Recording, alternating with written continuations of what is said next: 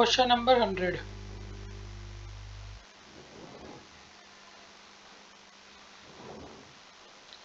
जो हमारा crude drug है इस ड्राइड इन जो हमारा क्रूड ड्रग है किसके अंदर ड्राई होता है? ये होता है ट्रे ड्रायर के अंदर।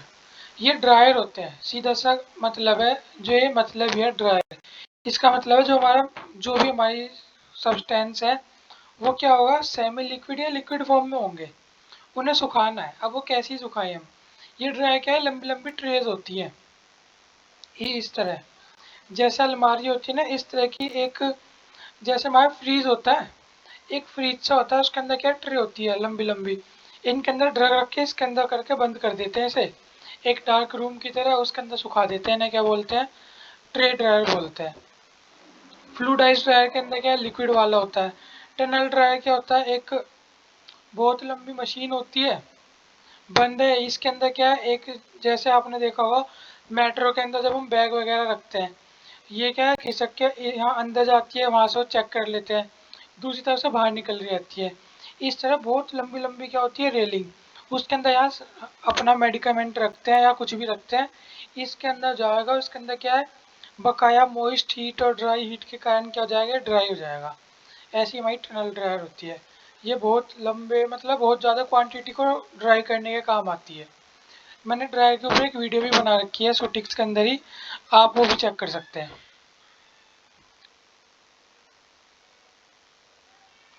नेक्स्ट, जो स्प्रे ड्रायर है, give the dry product in the form of. जो स्प्रे ड्रायर है ये ड्राई प्रोडक्ट देते हैं किस फॉर्म में? ये हमें देते हैं होलो स्पेरिकल पार्टिकल्स की फॉर्म में। क्या? Dry product. सीधी सी बात है, स्प्रे ड्रायर है, इसके अंदर भी हम ड्राई करेंगे सब्सटेंस को in the form of spray. इसके अंदर जब हमें एंड में प्रोडक्ट मिलता है ना, स्पेरिकल शेप का मिलता है। स्प्रे से हम दिमाग में याद रख सकते हैं, स्प्रे मतलब हवा, हवा मतलब होलो स्पेरिकल पार्टिकल्स। याद रखने का वो है, अब जिसे जैसे समझ आए वो वैसे याद कर लेगा। इन टैबलेटिंग ऑपरेशन, जो ग्रैन्यूल्स हैं ये किस मतलब किस तरीके से ड्राई किए जाते हैं? ये हमारे ड्राई कैसे किए जाते हैं? फ्लूडाइज्ड बेड ड्रायर की मदद से क्या ये ड्राई किए जाते हैं। इसके अलावा ग्रैन्यूल्स के अलावा फर्टिलाइजर वगैरह भी क्या इसी मेथड से यूज़ होते हैं। हाँ,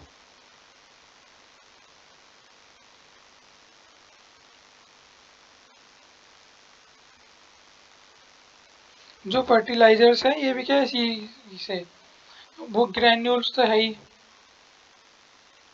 पाउडर्स हुए।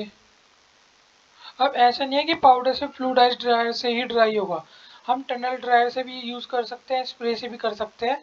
एक चीज़ के कई सारे वो होते हैं, मतलब डिफरेंट वेज होते हैं करने के। तो फ्लूडाइज से भी क्या कर लेते हैं हम, पाउडर और ग्रैन्यूल वगैरह को ड्राई कर लेते हैं।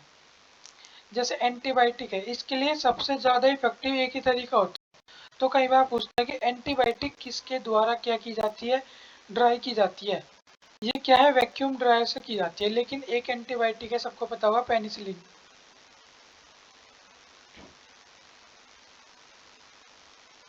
पेनिसिलियम नोटेटम इससे मिलती है। ये हम स्प्रे ड्रायर से भी कर लेते हैं।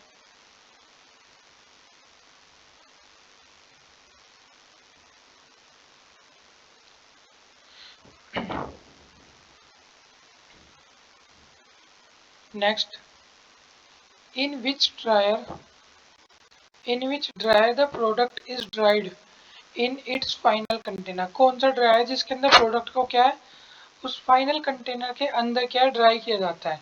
ये हमारा कौन सा होता है, फ्रीज ड्रायर। इसे हम कहीं क्या बोलते हैं, सब्लिमेशन ड्रायर भी बोल देते हैं कई बार। नेक्स्ट इसमें है, in which dryer drying take place at very low temperature. किस तरह के ड्रायर में जो ड्राइंग है कैसे होती है, बहुत ज़्यादा लो टेम्परेचर पे की जाती है। ये क्या होता है, लो टेम्परेचर से याद रखना, सब्लिमेशन ड्रायर होता है।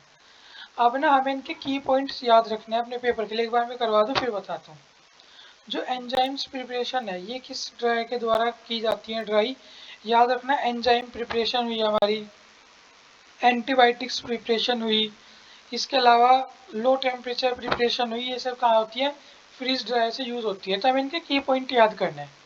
फ्रीज ड्रायर जहाँ भी आ जाएगा, बायोलॉजिकल प्रोडक्ट, एंटीबायोटिक्स और आपका एंजाइम्स वगैरह, सीरम वगैरह, सिरा, ये सब क्या हमारे फ्रीज ड्रायर के अंदर यूज होते हैं, ये ड्राई की जाती है। Which one of these dryer give the hygroscopic product? कौन सा ड्रायर जो क्या देता है, हाइग्रोस्कोपिक प्रोडक्ट देता है। ये हमारा कौन सा देगा हाइग्रोस्कोपिक, ये देता है हमारा फ्रीज ड्रायर। इसके अलावा वैक्यूम ड्रायर भी दे देता है, ठीक है, तो कंफ्यूजन नहीं होना, वैक्यूम ड्रायर भी दे देता है। अब हमें इनके क्या देखो की पॉइंट्स पढ़ने हैं। हम जो शुरू से देखे हमें क्या क्या याद रखना है, जब भी कभी क्रूड ड्रग्स का नाम आएगा तो ट्रेड ड्रायर हमेशा यूज होता है।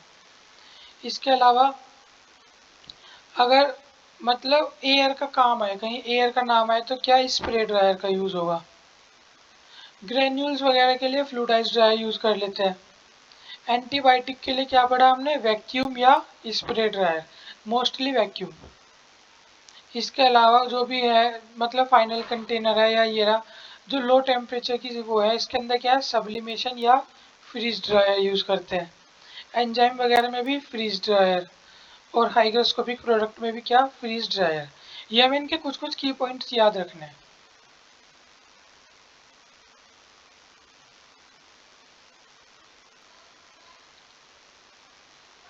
ये ड्रायर के सारे क्वेश्चन जितने भी हो सकते हैं सब खत्म हो जाएंगे। किसी को कुछ भी नहीं आ रहा तो ड्रायर सारे एक जगह लिख के और वो याद कर लो। ये 2 से 3 बार ये 1 से लेके 8 तक के क्वेश्चन रिपीट कर लेना तो भी हो जाएगा। In which dryer material is frozen before actual drying. Actual drying होने से पहले ही मटेरियल किसके अंदर जम जाएगा, फ्रिज के अंदर ही। तो ये क्या हो जाएगा हमारा फ्रीज ड्रायर। नेक्स्ट है temperature and time used in moist heat sterilisation. देखो मोइस्ट हीट स्टरलाइजेशन को ऑटोक्लेव भी बोलते हैं, तो ये नाम पता होना चाहिए, ऑटोक्लेव।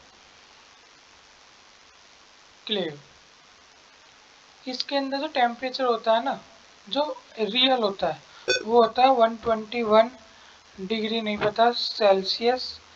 और टाइम कितना होता है, टाइम होता है 15 से 20 मिनट।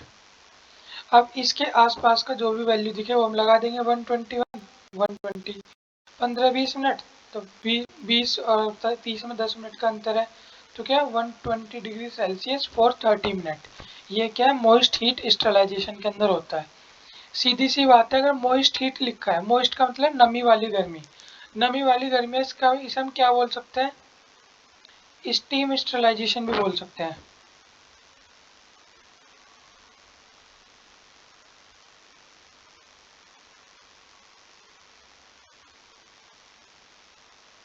स्टीम स्टरलाइजेशन में हम क्या ऐसे ही बोल सकते हैं किसे, मॉइस्ट हीट स्टरलाइजेशन को।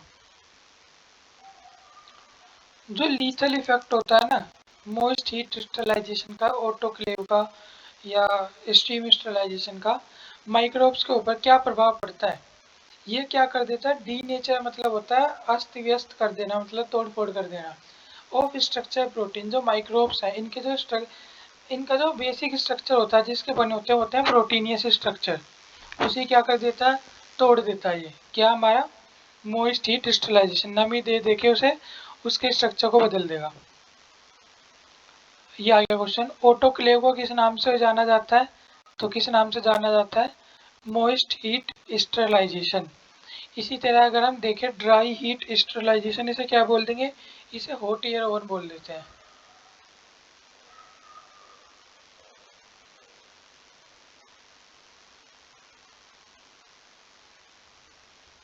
गैसेज स्टरलाइजेशन तो पता ही है, गैसेज के द्वारा।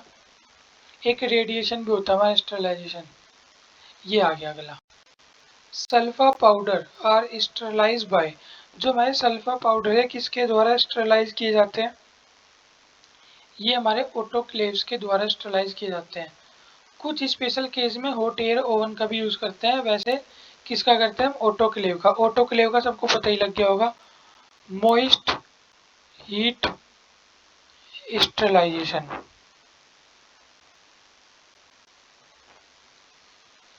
ऐसे ही बना भाई, मोइस्ट हीट स्टरलाइजेशन होता क्या है इसके अंदर, 100 डिग्री सेल्सियस कितनी देर के लिए? वही 30 मिनट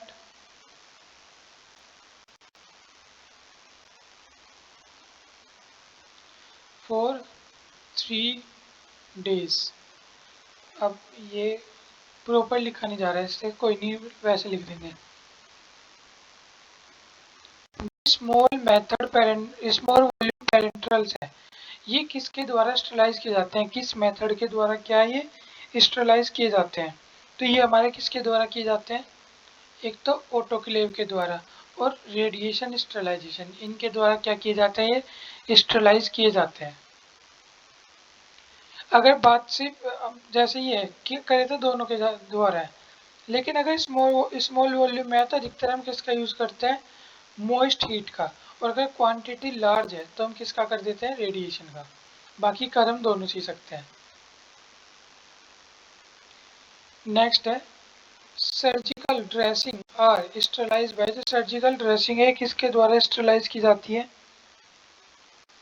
ये हमारी क्या है? मॉइस्ट हीट स्टरलाइजेशन के द्वारा की जाती है। जो सर्जिकल इंस्ट्रूमेंट होते हैं ऐसे कैंची, छुरे, चाकू, जो भी फोर्सेप वगैरह, अब मैंने तो हिंदी में बोल दिया कैंची, छुरे, चाकू, यही चीज़ होती है। स्कैपुला वगैरह ये सब क्या है? इसके द्वारा हम कर लेते हैं। एक ऑयली इंजेक्शन होते हैं, ये किसके द्वारा स्टरलाइज किए जाते हैं हमारे? ये किए जाते हैं हमारे ड्राई हीट स्टरलाइजेशन के द्वारा। ड्राई हीट स्टरलाइजेशन को हॉट एयर ओवन भी बोल देते हैं। इसके अलावा एक बहुत को मोस्ट कॉमनली क्या फिल्ट्रेशन के द्वारा भी कर लेते हैं। फिल्ट्रेशन के द्वारा भी क्या किए जाते हैं हमारे ये इंजेक्शन वगैरह स्टरलाइज। तो आज हम मतलब कोशिश कर रहे हैं कि मैराथन लेने की कोशिश करें, देखते हैं हम कितने कर पाते हैं, उस हिसाब से करेंगे। जो होता जाए उसे कैंसिल करते जाएंगे। चलो पहले ऐसे ही कर रहे हैं। इन पास्चुराइजेशन मिल्क इज हीटेड। आप सबने सुना होगा एक प्रोसेस होती है क्या? पास्चुराइजेशन।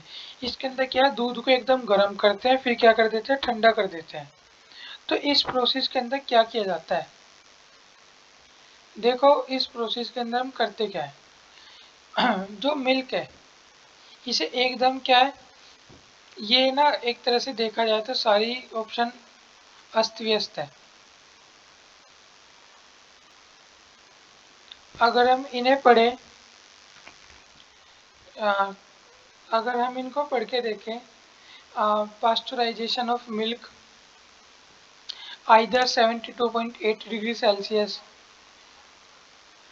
72.8 डिग्री सेल्सियस 30 मिनट के लिए, या 71.6 डिग्री सेल्सियस 15 सेकंड के लिए, 98 डिग्री सेल्सियस 15 मिनट के लिए, या 65 डिग्री सेल्सियस 15 सेकंड के लिए।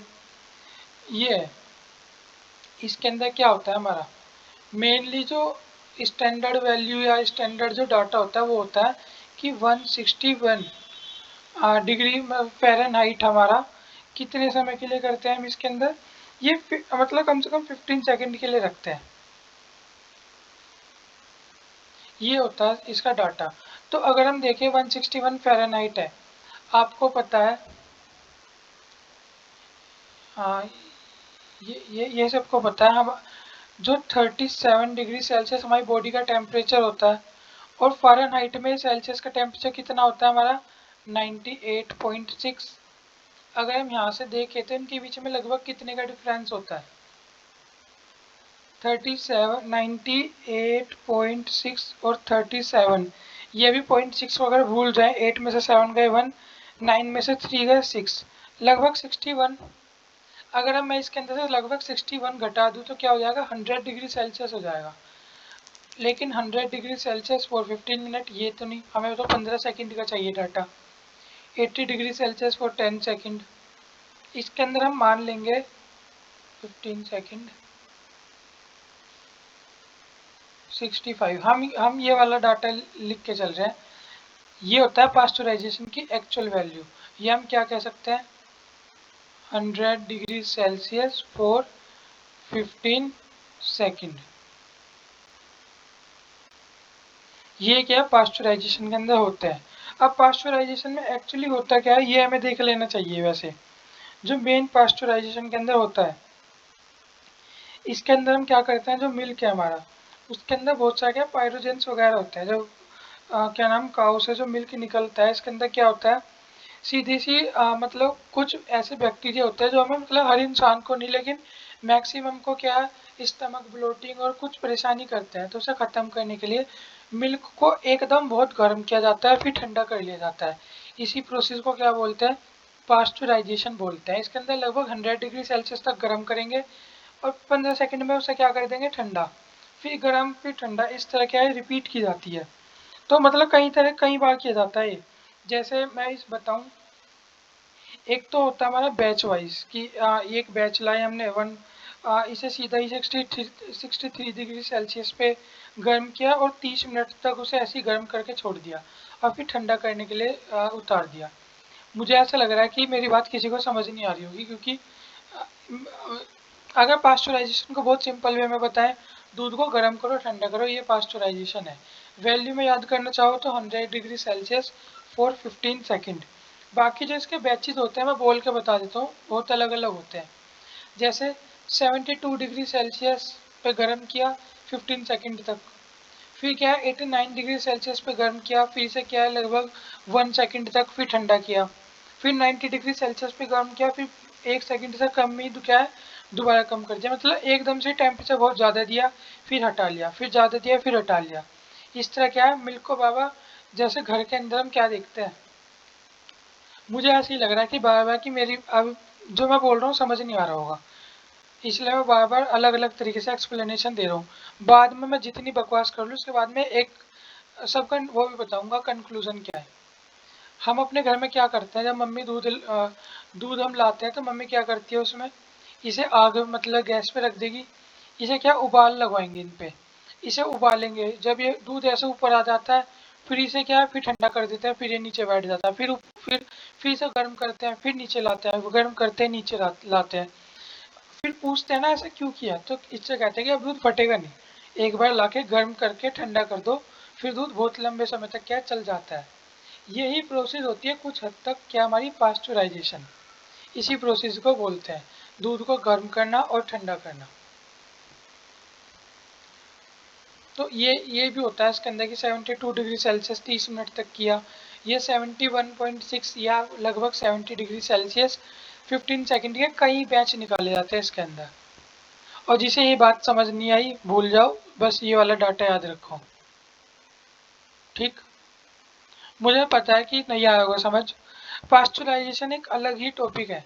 अगर आप कहोगे तो मैं इस पर एक अलग से वीडियो बना दूंगा, पास्चुराइजेशन क्या है, किस तरह होता है, कैसे हम करते हैं, ये बना देंगे। हमारे जानने लायक जो पास्चुराइजेशन था वो यही था, वट इज मतलब पास्चुराइजेशन है, what is pasteurisation and where it is done for. Pasteurisation क्या है, किस लिए किया जाता है। पास्चुराइजेशन क्या होता है, किसी भी चीज़ को गर्म करके ठंडा करना, उसके अंदर से पाइरोजेंस को हटाना। और किया किस में जाता है, मिल्क के अंदर किया जाता है। अगला आता है tyndallization, consist of heating the material at. जो टिंडलाइजेशन प्रोसेस है इसके अंदर जो मटेरियल है उसे कब तक हीट किया जाता है, इसे 80 डिग्री सेल्सियस फॉर 1 आवर या 100 degree Celsius for less than 1 our and 3 successive day. या तो क्या कर दें हम 80 डिग्री सेल्सियस पे 1 घंटे तक गर्म करें, या क्या करें 100 डिग्री सेल्सियस गर्म करें, कितनी देर तक, 20-20 मिनट के 3 स्लॉट, 1 घंटा हो गया, 20 मिनट लगभग क्या है 20 मिनट तक उसे गर्म करो 100 डिग्री सेल्सियस पे। ऐसा लगातार 3 दिन तक करना है या 3 टाइम्स करना है। यही होता है क्या प्रोसेस, टिंडलाइजेशन।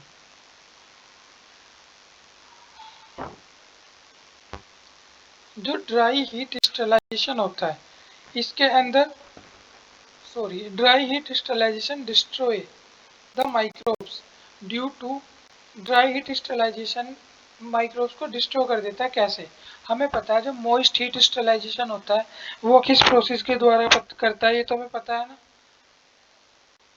मॉइस्ट हीट तो क्या कर देता है, डीनेचर कर देता है उसका प्रोटीन को, ये तो मॉइस्ट हीट का हो गया। और जो हमारा ड्राई हीट होता है ये क्या कर देता है, ऑक्सीडेशन प्रोसेस कर देता है, जिसकी वजह से क्या है उसकी फॉर्मेशन आगे बंद हो जाती है। क्या कर देता है, ऑक्सीडेशन प्रोसेस की वजह से क्या कर देता है ये हमारा, इसे एक तरह से डिस्ट्रॉय कर देता है इसको। और सबको पता ही होगा जो हमारा ये क्या नाम है, ड्राई हीट स्टरलाइजेशन, इसे हॉट एयर ओवन भी बोलते हैं। Temperature used in hot air oven for sterilisation. Sterilisation process के लिए हॉट एयर ओवन के अंदर कितने डिग्री टेम्परेचर या रखा जाता है? ये हमारा रखा जाता है क्या, 160 डिग्री सेल्सियस फॉर 1 आवर। इसमें अलग अलग डिग्री में अलग अलग टेम्परेचर रखा जाता है, हम सबका कंसोलिडेटेड एक ही वो बता रहे हैं। इसके अलावा हम क्या 170 डिग्री सेल्सियस 30 मिनट के लिए भी रखते हैं, और एक बहुत फेमस है इसके अंदर लिख देते हैं, चलो 150, छोटा 150 डिग्री, एक minute, 150 degree Celsius for 150 minute, या 170 डिग्री सेल्सियस फॉर 30 मिनट। ये भी क्या है, टेम्परेचर यूज होता है। जो गिलास एपरेटस है, गिलास एपरेटस आर प्रीफेबली स्टरलाइज हुआ है। जो गिलास एपरेटस है किस प्रोसेस के द्वारा क्या है मैक्सिमम हम स्टरलाइज करते हैं। कर तो बहुत सारी प्रोसेस के मतलब बहुत सारी प्रोसेस से कर सकते हैं, लेकिन कॉमनली ड्राई हीट स्टरलाइजेशन के द्वारा क्या है, जो हमारे गिलास एपरेटस है इन्हें साफ करने का काम करते हैं या इन्हें स्टरलाइज करने का काम करते हैं। मैं दोबारा बता दूं, ड्राई हीट स्टरलाइजेशन, इसे हॉट एयर ओवन भी बोलते हैं, याद रखना।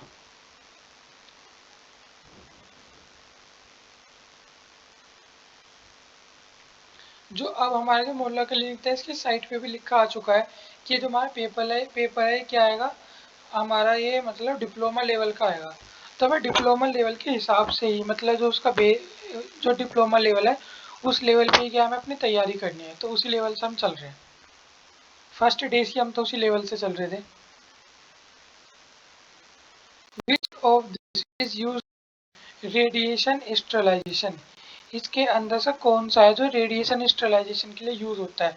याद रखना, हमें गामा रेडिएशन हम क्या करते हैं, रेडिएशन स्टरलाइजेशन के लिए यूज करते हैं। ये क्या न्यूट्रल होती है,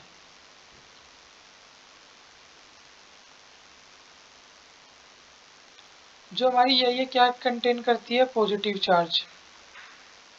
जो हमारे बीटा पार्टिकल्स होते हैं ये क्या करते हैं, नेगेटिव चार्ज। नेगेटिव, ये पॉजिटिव चार्ज पार्टिकल्स होते हैं, नेगेटिव चार्ज पार्टिकल्स होते हैं। और जो गामा रेडिएशन है क्या होती है, न्यूट्रल होती है। एक ये भी आता है क्वेश्चन बहुत ज़्यादा, जो वाइटामिन्स है ये किस प्रोसेस के द्वारा क्या किए जाते हैं, स्टरलाइज किए जाते हैं। जो हमारे वाइटामिन्स है किसके द्वारा करते हैं हम, एक सेकेंड, ऑटोक्लेव के द्वारा, और रेडिएशन से भी कर लेते हैं, ऑटोक्लेव और रेडिएशन के द्वारा।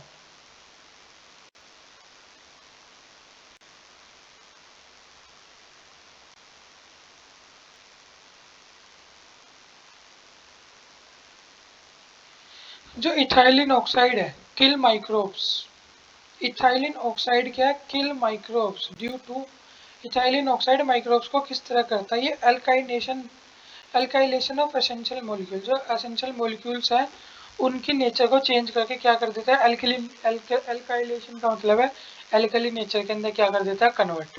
हमें पता है ऑक्सीडेशन कौन करता है, हॉट एयर ओवन, और डीनेचुरेशन ऑफ प्रोटीन कौन करता है, मॉइस्ट हीट स्टरलाइजेशन करता है।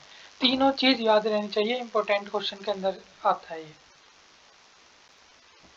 नेक्स्ट है the rapid method of sterilisation in emergency is, जो रैपिड मेथड होता है यूज होता है स्टरलाइजेशन के अंदर इमरजेंसी सिचुएशन के अंदर, वो कौन सा है? देखो, वैसे तो रेडिएशन करते हैं, लेकिन जब रैपिड मेथड तो हमारा रेडिएशन में होता है, लेकिन एक रैपिड मेथड हम किसे बोलते हैं, फिल्ट्रेशन। फिल्ट्रेशन बहुत सिंपल प्रोसीजर, इसलिए इमरजेंसी सिचुएशन में और रैपिड मेथड में हम क्या है, फिल्ट्रेशन का भी यूज करते हैं। Temperature used in temperature used for sterilisation for vaccine is, जो टेम्परेचर यूज होता है क्या वैक्सीन के स्टरलाइजेशन के अंदर, वो कितना होता है हमारा, ये होता है हमारा 55 से 60 डिग्री सेल्सियस। 50 से 60 भी बोल देते हैं, 55 से 60 डिग्री सेल्सियस भी बोल देते हैं, कई बार ये भी बोल देते हैं not more than 60 degree Celsius. तो तीनों तरह से क्या हमें पता होना चाहिए। जो डिस्पोजेबल प्लास्टिक सिरिंज है ये किस प्रोसेस के द्वारा स्टरलाइज की जाती है? ये हमारी गैसेस स्टरलाइजेशन हुआ, ये हमारा रेडिएशन स्टरलाइजेशन हुआ, इसके द्वारा क्या कर ली जाती है? स्टरलाइज की जाती है। जो थर्मोलेबल एक्वस सॉल्यूशन है are preferably sterilize by, thermolabile aqueous solution किसके द्वारा स्टरलाइज कर लिए जाते हैं? ये ऑटोक्लेविंग के द्वारा क्या है? इजीली स्टरलाइज कर लिए जाते हैं।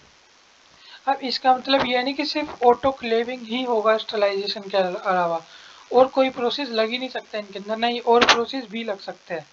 कॉमनली ऑटोक्लेविंग से हो जाते हैं, लेकिन और प्रोसेस से भी हो जाते हैं, ऐसा नहीं है और किसी से हो ही नहीं सकते। तो ये बात भी हमें थोड़ा ध्यान में रख के चलनी है। जो हमारा पेनिसिलिन इंजेक्शन है इज इंक्यूबेटेड विद पेनिसिलिनेज, जहाँ देखो याद रखना जिस भी शब्द में एज लग जाए ये क्या होते हैं? हमारे एंजाइम होते हैं। Incubated with penicillinase before sterility testing, sterility testing से पहले क्या है? इनके अंदर पेनिसिलिनेज को क्या किया जाता है? इंक्यूबेट किया जाता है। किस लिए किया जाता है ऐसा? Neutralise the effect of penicillin, ताकि ये क्या कर दे? पेनिसिलिन के इफेक्ट को क्या कर दे? न्यूट्रलाइज कर दे। Para amino benzoic acid is added to sulfa powder for sterility testing. जो पैरा अमीनो बेंजोइक एसिड है सल्फा पाउडर्स के अंदर मिलाया जाता है, मतलब स्टेरिलिटी टेस्टिंग के से पहले या दौरान। ऐसा क्यों किया जाता है? क्योंकि to mask the antibacterial effect of sulpha powder, sulpha powder के एंटीबैक्टीरियल इफेक्ट को कम करने के लिए। मास्क का मतलब क्या होता है? रिड्यूस करना। ड्रॉपलेट इंजेक्शन अकर थ्रू, जो ड्रॉपलेट इंजेक्शन है ये अकर, ड्रॉपलेट इंजेक्शन अकर थ्रू किसके द्वारा अकर किए जाते हैं? ये हमारे,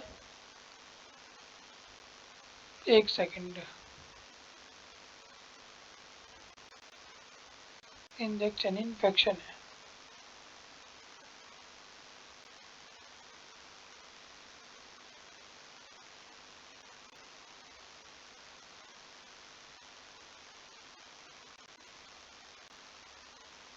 ड्रॉपलेट इन्फेक्शन है, कफ और स्नीजिंग वगैरह इनसे इनसे क्या फैलते हैं। ठीक, नेक्स्ट क्वेश्चन पे चलते हैं।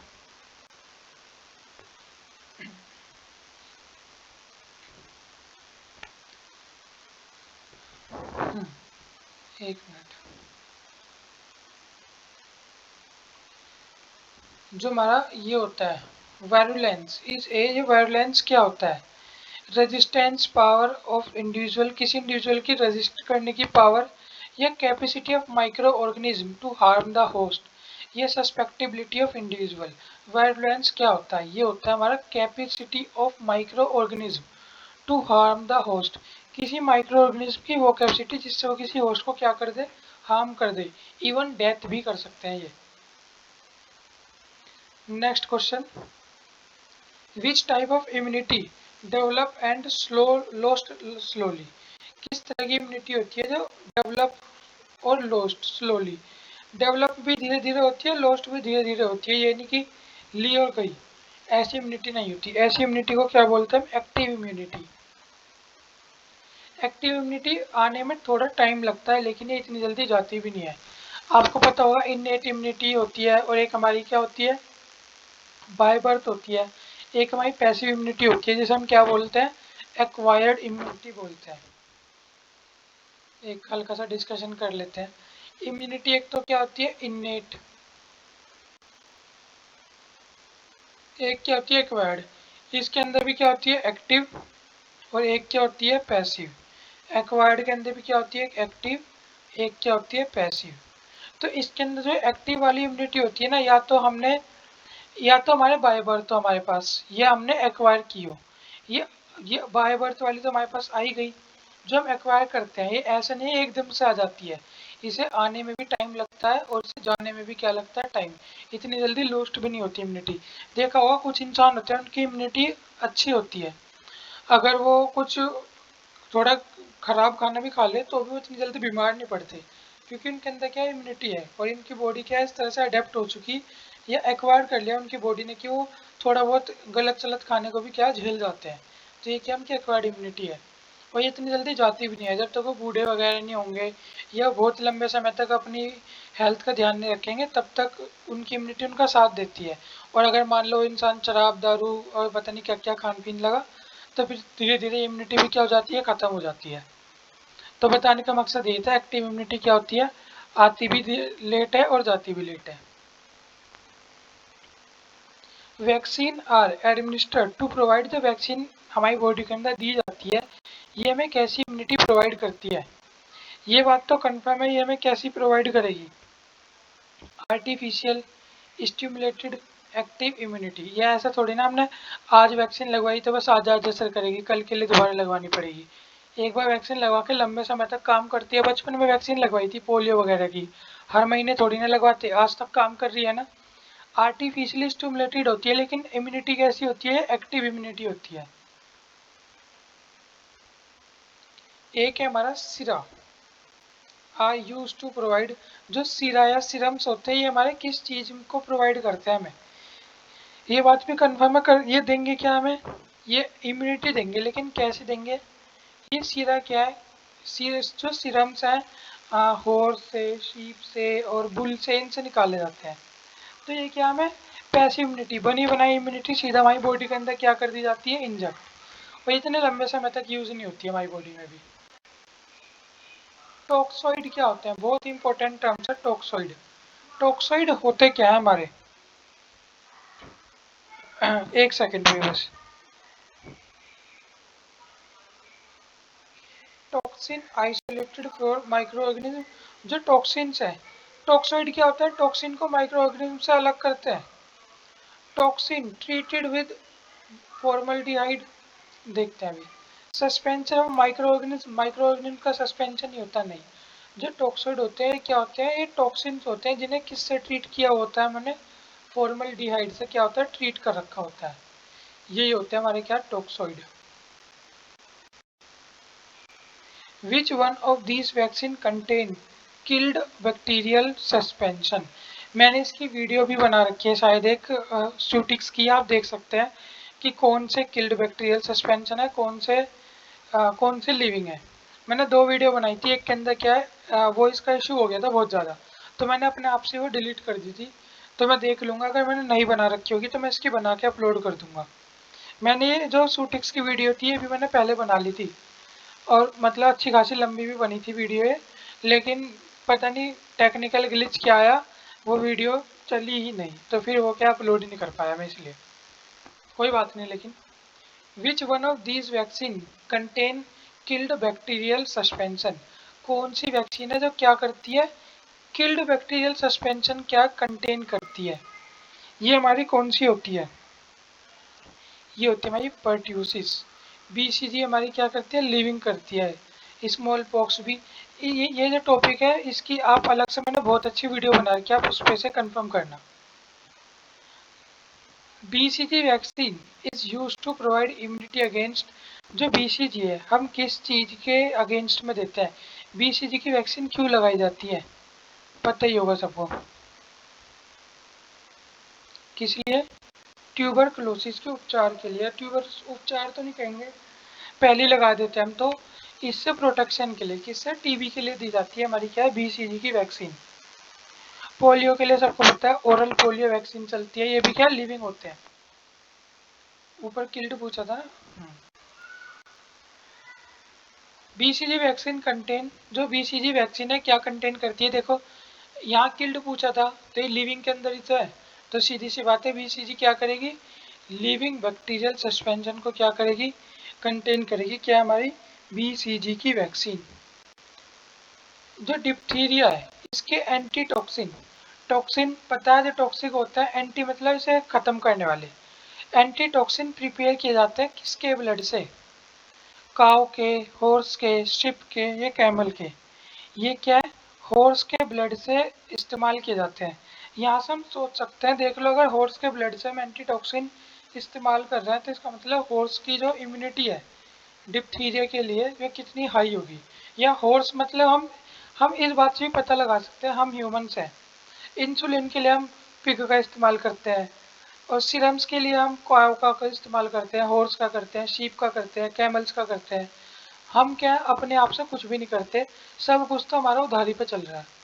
और हम और ऐसे भी हो सकता है, मतलब बहुत सारी ऐसी चीज़ है जिसके लिए क्या है, हम जानवरों को मार के उनका इस्तेमाल करते हैं। जैसे आपको पता होगा इंसुलिन क्या है, पिग से बनते हैं। तो पिग से जब इंसुलिन के इंजेक्शन बनते हैं तो ऐसा तो है नहीं कि पिग को जिंदा छोड़ देते होंगे, पिग को मारना ही पड़ता होगा उसके लिए। और भी बहुत सारी चीज़ें जिसके लिए हम क्या है, मतलब जानवरों के ऊपर निर्भर होते हैं। और उनकी इम्यूनिटीज़ का मतलब क्या है, हमारे से बहुत बेहतर है। आपने देखा होगा जो आपकी गली में डॉग होंगे, वो ईजिली क्या है, नाली वगैरह का पानी पी लेते हैं और बिल्कुल ठीक रहते हैं। और उसी के बदले अगर आप अपना केस लो, 2 दिन नॉर्मल पानी भी, अगर तुम आप 2 दिन, कौन सा बोलते हैं उसे, प्यूरीफायर का पानी भी ना पियोगे तो बीमार पड़ जाओगे। तो इससे हम अपनी इम्यूनिटी का सोच सकते हैं हम कहाँ हैं, हम मतलब कहाँ लाई करते हैं। इतना डेवलप होने के बाद भी कुछ भी डेवलप नहीं है हमारी बॉडी, क्योंकि हमारा क्या है, नेचर से जो कांटेक्ट है वो हमारा ज़ीरो है, इसलिए। Which of these vaccine contain living और एटीन्यूएटेड वायरस, कौन सी वैक्सीन है जो क्या कंटेन करती है, लिविंग वायरस कंटेन करती है। ये क्या होती है हमारी, पोलियोमाइलाइटिस नहीं, रेबीज नहीं, स्मॉल पॉक्स और बीसीजी भी कुछ हद तक क्या है, लिविंग है। ये एटीन्यूएटेड वैक्स, ये जो स्मॉल पॉक्स है हमारी क्या है, एटीन्यूएटेड है। इसके अंदर लाइव लिविंग लेकिन बहुत ज़्यादा कमज़ोर माइक्रो ऑर्गेनिज्म कंटेन करते हैं। इनके बीच में मैं अंतर बाद में बताऊंगा, लिविंग क्या है, किल्ड क्या है, एटीन्यूएटेड क्या है, नॉन लिविंग क्या है, ये बाद में क्लियर करेंगे। Small pox vaccine is prepared by using animal, जो स्मॉल पॉक्स वैक्सीन है ये प्रिपेयर होती है किस एनिमल के यूज करके, ये हमारा क्या है, शीप का यूज करते हैं हम। शीप मतलब भेड़। जो पोलियोमाइलाइटिस वैक्सीन है कंटेन, जो पोलियोमाइलाइटिस वैक्सीन है ना, जो ओरल पोलियो वैक्सीन है, वो तो सॉरी पोलियोमाइलाइटिस वैक्सीन तो हमारी क्या है, किल्ड और इनएक्टिव वायरस का यूज करते हैं। और जो हमारा ओरल पोलियो वैक्सीन होता है इसके अंदर लिविंग इनएक्टिव वायरस का क्या करते हैं हम इस्तेमाल। मैं दोबारा बोल रहा हूँ, ओरल पोलियो वैक्सीन के अंदर हम क्या, live polio, living living but non active virus का क्या करते हैं, इस्तेमाल करते हैं। एक टेस्ट होता है Schick test. Schick test is perform, Schick है Schick, Schick test is perform to check the susceptibility of individual against Schick test. जो ये सिक नहीं है, सिक है सिक, कोई भी उससे रिलेट मत कर लेना, सिक नहीं है, सिक है सिक, याद रखना। जो ये टेस्ट है क्या है, किस चीज़ की सस्पेक्टिबिलिटी के, मतलब किस चीज़ की, इंसान के अंदर सस्पेक्टिबिलिटी किस चीज़ के अगेंस्ट है वो पता लगाने के लिए यूज़ होता है हमारा। ट्यूबरक्लोसिस के, ये हमारा ट्यूबरक्लोसिस हो गया, हमारा डिप्थीरिया हो गया, पोलियोमाइलाइटिस हो गया, या इन्फ्लुएंजा हो गया, ये किसके लिए होता है, डिप्थीरिया के लिए। इसी तरह एक टेस्ट होता है क्या, मोनटॉक्स टेस्ट, ये किस लिए होता है हमारा, ये ट्यूबरक्लोसिस के लिए होता है टेस्ट हमारा। The lack of ability of resist infection is called, जो इन्फेक्शन है उससे रजिस्ट करने की एबिलिटी है उसे हम क्या बोलते हैं, लैक मतलब उसकी कमी को, सस्पेक्टिबिलिटी। अगर इसके मतलब उसे रजिस्ट करने की एबिलिटी अच्छी खासी है तो टॉलरेंस है कि हम टॉलरेट कर पा रहे हैं उसे। लेकिन ये एबिलिटी क्या, लैक है, लैक का मतलब कम। कोई भी इन्फेक्शन है उसे रजिस्ट करने की जो एबिलिटी हमारे अंदर है बहुत कम है, तो हम क्या बोलते हैं, सस्पेक्टिबिलिटी बोलते हैं। अगर ये बहुत ज़्यादा है, एबिलिटी ज़्यादा है, स्ट्रॉन्ग एबिलिटी है, तो टॉलरेंस बोल देंगे इसे हम। वायरुलेंस क्या होता है, हमने पहले पढ़ा है, capacity of micro organism to harm या host, sorry, capacity of microorganism to harm the host or even death। एक है हमारा chorio allantoic member, membrane of the check embryo is used to cultivation of, जो chorio, ये हमारा एलेंटिक membrane है for check embryo का is use to cultivate, किस चीज के मतलब कल्टिवेट में क्या यूज होता है, ये हमारा कहाँ होता है, वायरस में।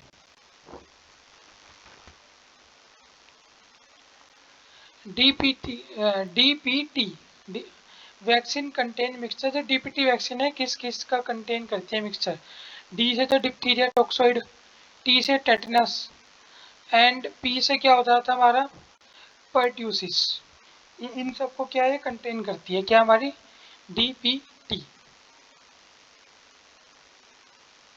Tablet is film coated with, जो टैबलेट है ये फिल्म कोटेड, इसके ऊपर जो फिल्म है उसकी कोटेड, फिल्म का मतलब है एक लेयर, एक टैबलेट है इसके ऊपर क्या है एक अलग से लेयर चढ़ा दी जाती है। उसके पर्पज़ अलग अलग हो सकता है, अभी धीरे धीरे हम पढ़ेंगे। जो फिल्म की कोटेड होती है किससे होती है, cellulose acetate, phthalate, hydroxy propyl methyl cellulose, cellulose carboxy methyl cellulose, किसकी होती है, ये होती है हमारी क्या, hydroxy propyl methyl cellulose. Coating इनकी भी होती है लेकिन सबकी अलग अलग होती है। जो हमारी सेलुलोज एसीटेट पेथालेट है ये किसकी कहाँ होती है, एंट्रिक में।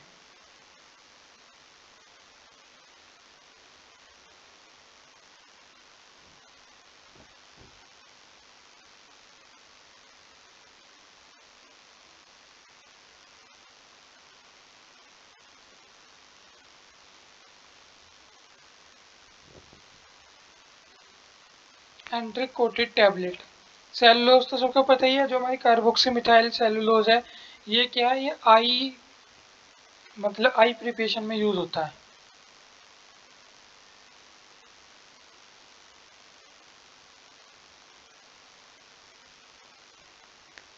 क्या ये आई प्रिपरेशन वगैरह में क्या होता है हमारा यूज होता है। हाँ, जो एंट्रिक कोटिंग है इज डन व्हेन, एंट्रिक कोटिंग की जाती है क्यों, सीधी सी बात है सबको पता होगा एंट्रिक कोटिंग किस लिए की जाती है। जो एंट्रिक कोटेड टैबलेट होती है ये वो टैबलेट होती है जिनका यूज हम कब करते हैं, जो जैसे हमने टैबलेट ली ये हमारे स्टमक को बाईपास करके इंटेस्टाइन में चले जाए इसलिए करते हैं। तो ये क्या है, जो एक्टिव इंग्रेडिएंट होता है ना ये अनस्टेबल होते हैं, इसके कहाँ, एसिड के अंदर। इसलिए किसकी, इसलिए क्या कर दिया जाता है, कोट कर दिया जाता है क्या, एंट्रिक कोटेड।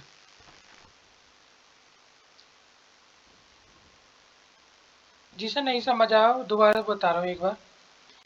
जो एक्टिव इंग्रेडिएंट होता है ना, जो एपीआई होता है ये अनस्टेबल होता है एसिड के अंदर, इसलिए जो हमारी टैबलेट होती है उससे क्या कर दिया था, कोट कर दिया जाता है। किस मटेरियल से ये हमारा सेलुलोज एसीटेट पेथालेट से। इसी इसी इसी चीज से कोट करने को क्या बोल देते हैं कि हमने क्या कर दिया, एंट्रिक कोटेड कर दिया। ये दोबारा आ गया। जो एंट्रिक कोटेड है ये किसके साथ की जाती है, तो ये किससे की जाती है, सेलुलोज एसिड और पिथैलेट इसके द्वारा की जाती है। मिथाइल सेलुलोज इथाइल सेलुलोज सबको पता है। ये भी क्या फिल्म कोटिंग फैक्टर होते हैं हमारे।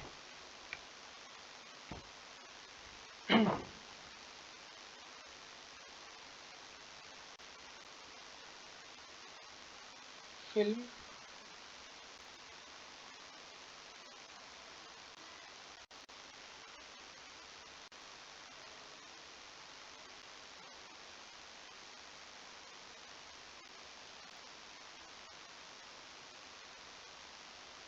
ये क्या फिल्म कोटिंग में यूज होती है।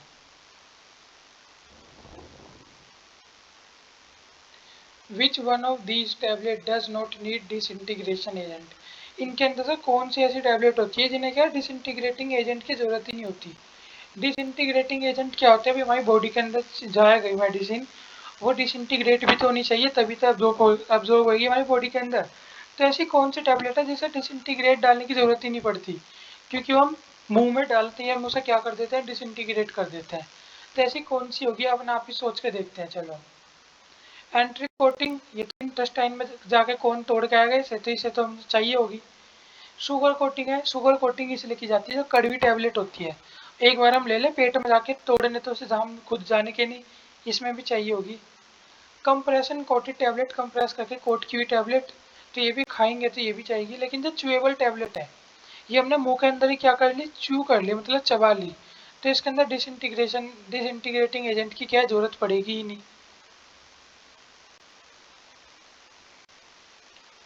नेक्स्ट देखते हैं डिस्प्रिन। डिस्प्रिन इज जो डिस्प्रिन है क्या है, सबको पता ही होगा वैसे तो। डिस्प्रिन क्या होती है हमारी? Dispersible tablet, soluble tablet, एफर्वेशन tablet, या कुछ नहीं। तो जो डिस्प्रिन है क्या होती है? Dispersible tablet. दर्द का अर्थ अंत तुरंत, ऐसे लाइन होती है ना इसकी। सोल्यूबल टैबलेट आपने देखी होगी, तो विटामिन सी वगैरह की बहुत सारी टैबलेट की आजकल सोल्यूबल टैबलेट आती है। एफर्वेशन टैबलेट भी आती है विटामिन सी की, एक पानी में डालो बुलबुले से उठते हैं उसके, ये क्या होती है? एफर्वेशन tablet.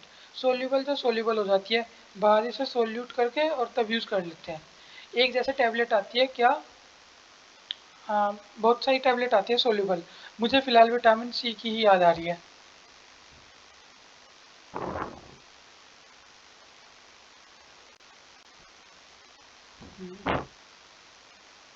Which one of these tablet in small, which of these tablet is small in size? कौन सी टैबलेट्स स्मॉल होती है साइज में?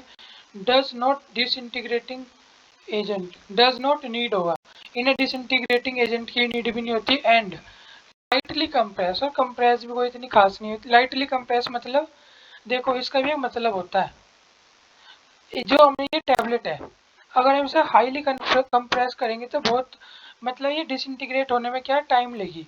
और जो लाइटली कंप्रेस होगी जल्दी क्या होगी? डिसइंटीग्रेट भी हो जाएगी।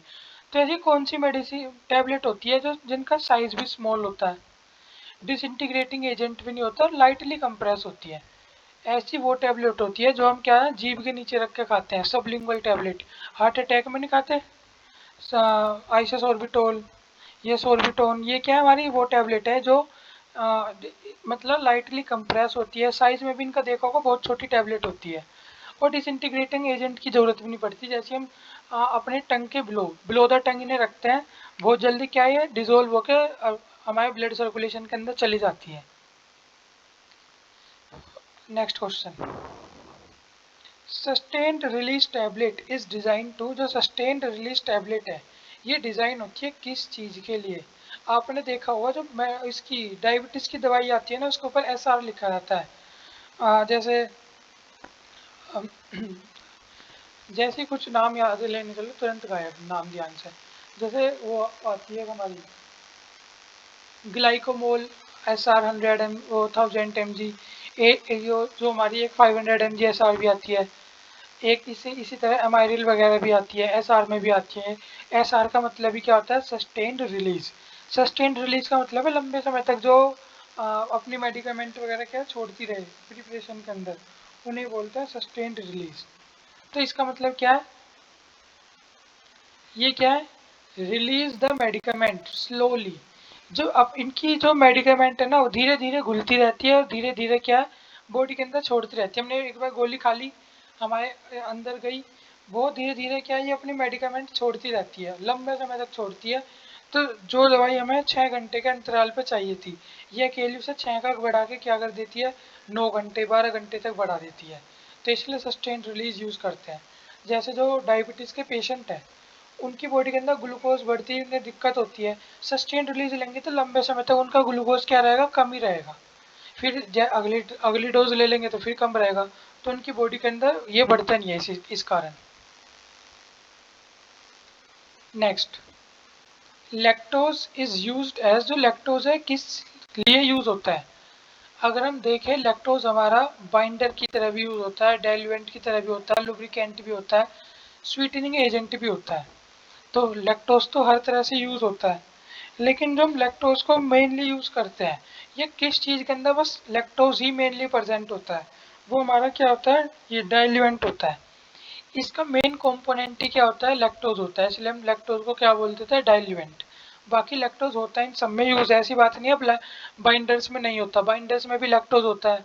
और हमें पता है मिल्क शुगर है,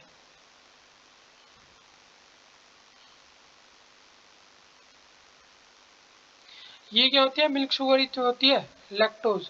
दही के अंदर भी लैक्टोबैसिलस होता है, ये भी तो लैक्टोज के उससे वो होता है, मतलब कुछ भी कह लो प्रेरित होता है उसका। इनका क्या सेम कंपोजिशन होता है, इसी की वजह से लैक्टिक एसिड बैसिलस दही के अंदर प्रेजेंट होता है।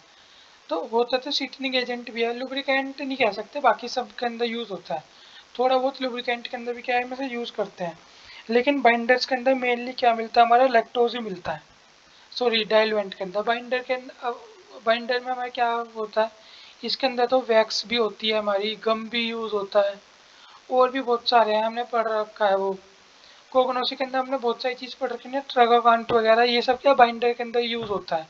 बल्किंग एजेंट के अंदर भी यूज़ होता है हमारा बाइंडर वगैरह, मतलब बहुत सारे केवलिन पाउडर हुआ, ये सब भी क्या है हमारे बाइंडर्स के अंदर यूज़ हो जाते हैं, लेकिन डाइल्यूएंट में मेनली लैक्टोज यूज़ होता है। एक मिनट, गला से थोड़ा जम गया।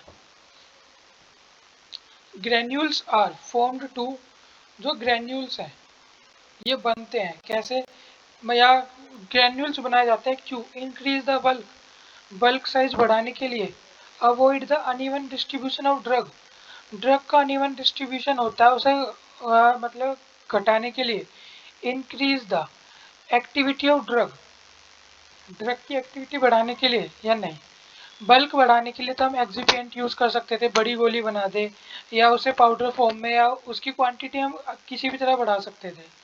Avoid the uneven distribution of drug, कई बार ना ड्रग क्या है प्रॉपरली डिस्ट्रीब्यूट नहीं हो पाती है हमारी उसके अंदर, तो हम क्या उसे ग्रेन्यूल्स फॉर्म में बना देते हैं। अब ग्रेन्यूल्स तो बहुत छोटे होते हैं तो उसके अंदर डिस्ट्रीब्यूशन की जगह ही नहीं होती, तो ग्रेन्यूल्स क्या है इस तरह यूज़ होते हैं हमारे। और ग्रेन्यूल जब हम अपनी बॉडी के अंदर लेते हैं तो ये भी क्या है ईजिली डिस्ट्रीब्यूट हो जाता है, लेकिन जो टेबलेट है उसके नेचर पे डिपेंड करता है ना किस तरह डिस्ट्रीब्यूट होगी बॉडी के अंदर। और कई बार क्या टैबलेट के अंदर ये प्रॉब्लम भी आती है कि जो इनका डिस्ट्रीब्यूशन है ना अनइवन होता है, कई बार हमने सब कुछ लगा के एक्सिपिएंट कोटिंग वोटिंग करके भेज दिया, लेकिन बाद में पता लगा वो कोट ही नहीं, वो कोट हट ही नहीं पाया, वो सीधा क्या है अगले दिन फीसिस के द्वारा बाहर निकल गई बॉडी से, तो इसका तो ड्रग का वेस्टेज हो गया ना। लेकिन ग्रैन्यूल्स के अंदर क्या छोटे छोटे ग्रैन्यूल्स होते हैं, जैसे अंदर जाते हैं तुरंत अपना डिसइंटीग्रेट होने स्टार्ट किया, फटाफट मेडिकामेंट क्या कर देते हैं रिलीज, और इनकी क्वांटिटी भी इजीली हम क्या कर सकते हैं, मतलब वो कर सकते हैं, मेजर करने में भी क्या आसानी होती है, और इन्हें लेना भी क्या होता है आसानी होता है।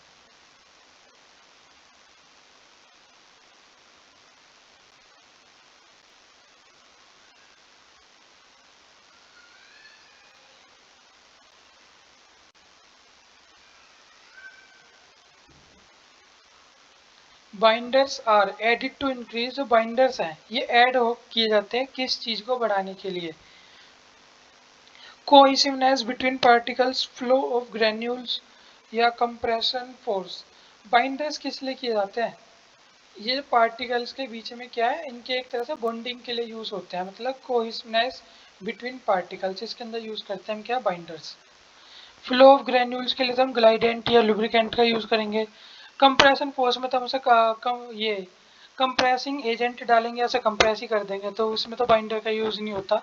कुछ हद तक कंप्रेशन में भी यूज़ हो जाते हैं बाइंडर, लेकिन मेनली क्या होता है बाइंडिंग फोर्स अप्लाई करते हैं, ये मेडिकामेंट को क्या आपस में बाइंड रखते हैं, और इसी की वजह से क्या है अनइवन डिस्ट्रीब्यूशन से भी बचा जाता है।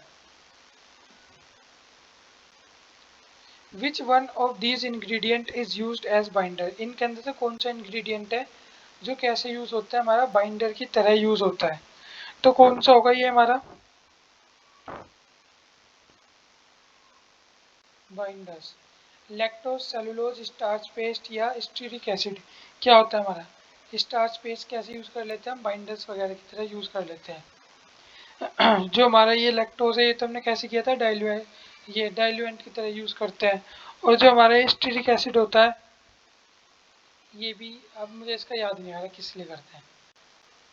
ग्लाइडेंट इज यूज टू, जो ग्लाइडेंट है किस लिए यूज करते हैं, किस चीज के लिए यूज करते हैं हम क्या glidant, facilitate the flow of granules from hopper to die cavity, to prevent the ये adherence of granules to punches make shiny tablet, या क्या, तो जो हमारे ग्लाइडेंट है क्या facilitate the flow of granules from hopper to die cavity, जो हमारे ग्रेन्यूल्स है इनका क्या है इनका फ्लो हमारी बॉडी के अंदर क्या है इजिली फ्लो करने के लिए, और क्या नाम, या ग्लाइडेंट का मतलब क्या होता है, ग्लाइडेंट का मतलब ग्लाइड से होता है, ग्लाइड का मतलब क्या होता है,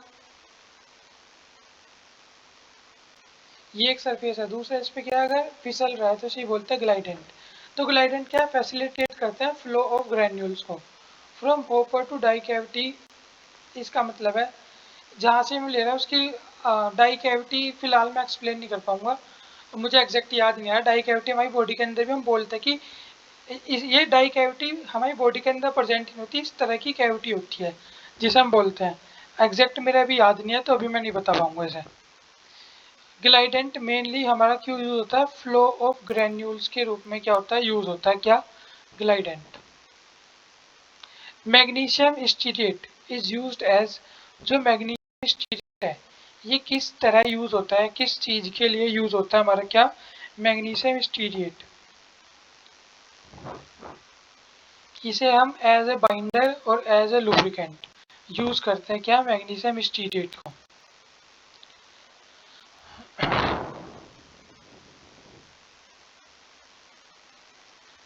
dried corn starch is dried corn starch is mixed with granules for the purpose of, जो ड्राइड कॉर्न स्टार्च है ये मिक्स किया जाता है ग्रेन्यूल्स के साथ, क्यों किया जाता है, लुब्रिकेशन को बढ़ाने के लिए, डिसइंटीग्रेशन बढ़ाने के लिए, या वाइटनेस के लिए, किस चीज के लिए, तो हम किस लिए करते हैं ये, डिसइंटीग्रेशन के लिए।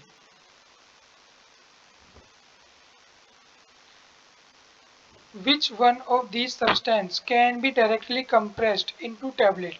इनके अंदर से कौन सा सब्सटेंस है डायरेक्टली कंप्रेस किया जाता है टैबलेट के लिए, तो ये क्या होता है हमारा aspirin. Slugging is related to, जो स्लगिंग है किस चीज से रिलेट होता है हमारा, स्लगिंग होता है हमारा क्या, ड्राई ग्रेन्यूल्स। पिकिंग, पिकिंग एक प्रोसेस होती है, पूछ लेते हैं कई बार पिकिंग क्या होता है। Removal of material from the surface of tablet, जो टैबलेट की सरफेस है उसके ऊपर से मटेरियल को रिमूव करना, जिस वजह से क्या हो जाता है कई बार होल वगैरह भी हो जाते हैं टैबलेट के अंदर पिकिंग के दौरान ही। पिकिंग का मतलब ही क्या होता है, removal of material from the surface of tablet, इसी बोलते हैं क्या, पिकिंग।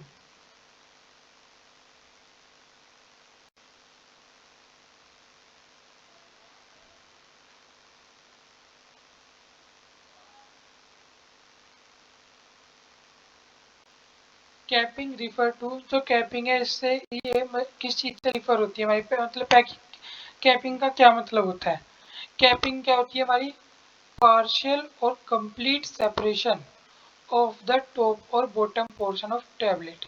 जो हमारी टैबलेट होती है ना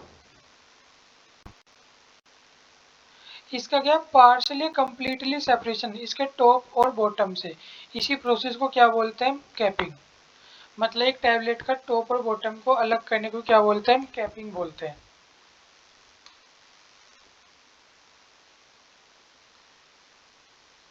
Presence of small pinholes in the surface of tablet include the problem called, जो स्मॉल पिन होल्स होते हैं ना टैबलेट की सरफेस पे, ये किस चीज़ की प्रॉब्लम को वो करता है डिनोट, मैंने बताया था जब हम पिकिंग करते हैं तब क्या है छोटे छोटे होल भी हो जाते हैं टैबलेट के अंदर, इसी को क्या बोलते हैं पिकिंग। तो ये किसे डिनोट करेंगे, पिकिंग की प्रॉब्लम को क्या करेंगे, डिनोट करेंगे कि शायद मेडिकामेंट के अंदर कुछ इम्प्योरिटीज वगैरह होगी या कुछ भी ऐसा फॉरेन पार्टिकल होगा जैसे पिक किया जिसकी वजह से पिनोल बन गए।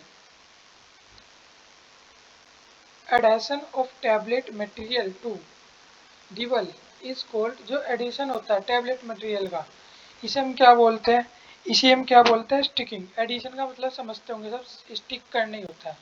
एडेसिव टेप नहीं सुना आपने, चिपचिपी tape. Uneven distribution of colour on the surface of tablet, जो अनइवन डिस्ट्रीब्यूशन होता है कलर का टैबलेट की सरफेस पे, ये किस चीज़ को डिनोट करता है, क्या होता है ये, इसी बोलते हैं क्या, मॉडलिंग। क्या, uneven distribution of colour on the surface of tablet. एक होता है effervescent tablet along with the active medicament content, जो एफरवेशन टैबलेट होती है एक तो एपीआई कंटेन करता है। देखो हमने इतनी सारी चीज़ पढ़ी ली लेकिन एक फुल फॉर्म बहुत इंपॉर्टेंट है एपीआई, हम अब तक नहीं पढ़ी हमने, एपीआई एक्टिव फार्मास्यूटिकल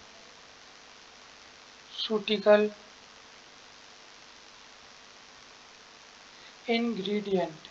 ये क्या है हमारा एपीआई, ये एक्टिव फार्मास्यूटिकल इंग्रेडिएंट, इसकी फुल फॉर्म। ये यहाँ कहीं भी यूज़ नहीं है, ये मतलब पूरी फार्मास्यूटिक्स का इंपॉर्टेंट टर्म्स है। अब मुझे याद यहाँ ही, इसे सबसे नीचे लेके जाएंगे।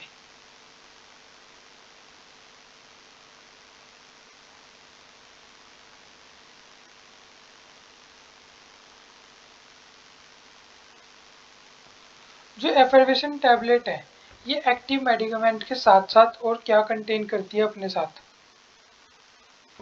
Sodium carbonate, citric acid, tartaric acid, यह सब कुछ।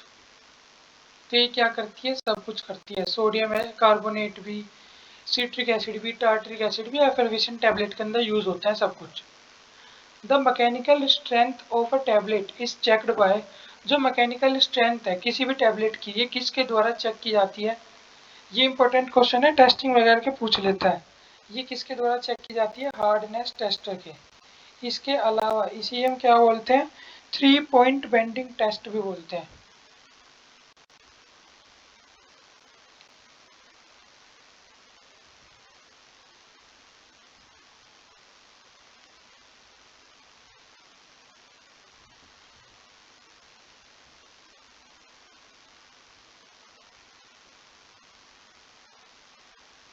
3 पॉइंट बेंडिंग टेस्ट भी क्या है, इसे बोलते हैं हम। ये क्या है? मैकेनिकल स्ट्रेंथ चेक करती है किसी भी टैबलेट की। एक अगला टेस्ट क्या लिखा है इसके अंदर? फ्रेबिलिटी टेस्टर। ये क्या होता है? ये फिजिकल स्ट्रेंथ करती है, मतलब जो अनकोटेड टैबलेट होती है उनकी फिजिकल स्ट्रेंथ पता लगाती है।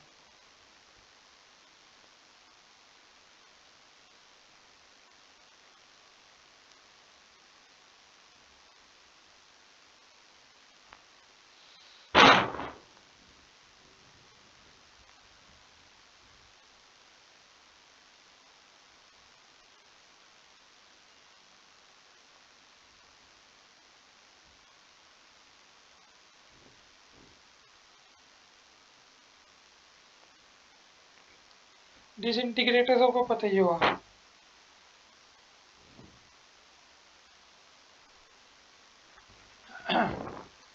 If the average weight of tablet is 300 mg, then allowed weight variation is, अगर कोई मतलब टैबलेट है उसका एवरेज वेट कितना है? 300 मिलीग्राम है, तो उसकी जो वेट वेरिएशन है वो लगभग कितने परसेंट हो सकती है? 5% अलाउ होती है। मतलब जैसे 300 है, 300 का 5%, 315, या तो 300 plus 15 mg, 300 mg plus 15 mg हो सकता है, या 300 माइनस 15 mg भी हो सकता है। मतलब 285 mg भी और 315 तक अलाउ होता है हमारा क्या? Weight variation. याद रखना 5% तक अलाउ होता है, तो 300 mg का 5% मतलब हाँ 15 mg। Instrument use to check hardness of tablet, जो इंस्ट्रूमेंट है यूज होता है क्या? टैबलेट की हार्डनेस चेक करने में, वो क्या होता है हमारा?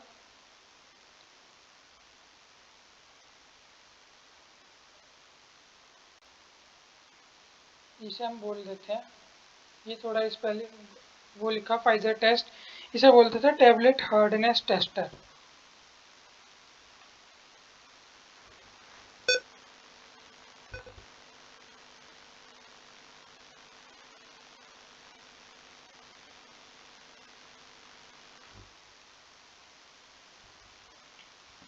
नेक्स्ट पे चले।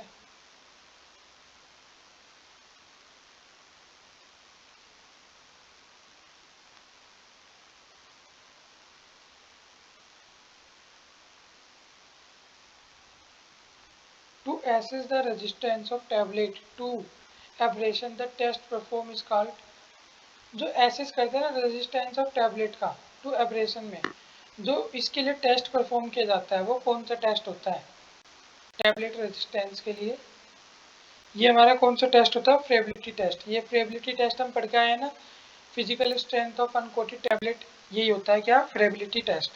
किसी भी टेस्ट टैबलेट की रेजिस्टेंस पता लगाने के लिए, रेजिस्टेंस मतलब उसे फोड़ फाड़ के देखेंगे कि उसकी फिजिकल स्ट्रेंथ कितनी है। हार्डनेस टेस्ट सबको अभी पता ही लग गया, mechanical strength of a tablet. Disintegration test वही होता है जो डिसइंटीग्रेट कितनी देर में हो जाएगी, मैंने एक वीडियो शायद बनाई थी, या मैं दोबारा बना दूंगा। मेरे ख्याल से एक वीडियो मैंने हटाई है ना, जिसकी आवाज़ बेकर मतलब कम थी।